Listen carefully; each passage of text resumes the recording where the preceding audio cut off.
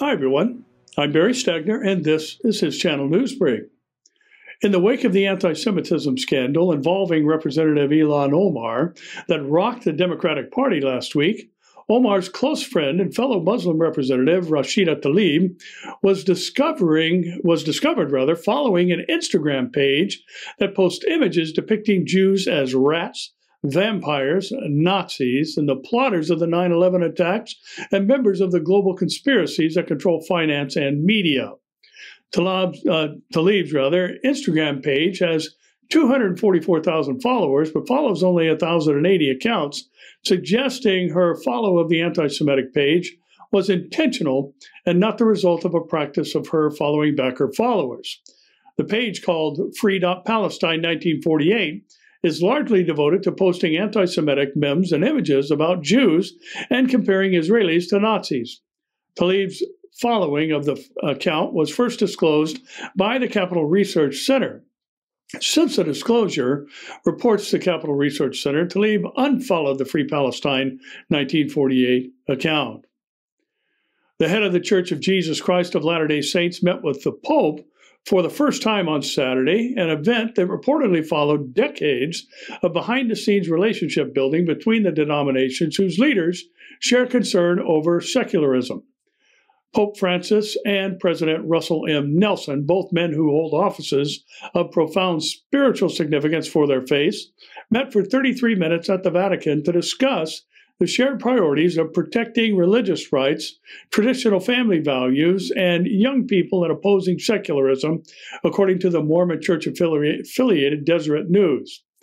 The visit comes a day before Nelson was to dedicate the first Mormon temple in Rome. There are about 16 million Mormons in the world, compared with more than 1.1 billion Catholics.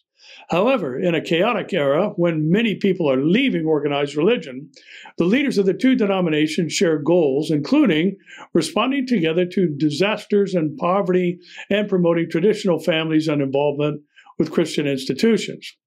We talked about our mutual concern for the people who suffer throughout the world and want to relieve human suffering, Mr. Nelson told his church's news website. We talked about the importance of religious liberty, the importance of the family, our mutual concern for the youth of the church, for the secularization of the world, and the need for people to come to God and worship Him, pray to Him, and have the stability that faith in Jesus Christ will bring in their lives. The two groups work together on relief efforts in 43 countries. What a sweet, wonderful man he is, Mr. Nelson said of Francis, the Mormon Church news site reported, and how fortunate the Catholic people are to have such a gracious, concerned, loving, and capable leader.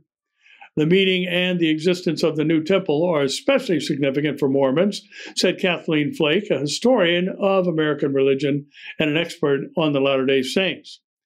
The church teaches that it isn't just generically Christian, but it is the authentic restoration of Jesus' church. Establishing the temple in Rome, a center of global Christianity, and the meeting with the Pope give credibility to the Mormon Church as fully Christian, Ms. Flake said. That's important for a group still fighting for acceptance. In the United States, for example, 97% of Mormons consider themselves Christians, compared with just more than half of U.S. adults who recognize Mormonism as a Christian faith, according to a 2016 analysis by the Pew Research Center.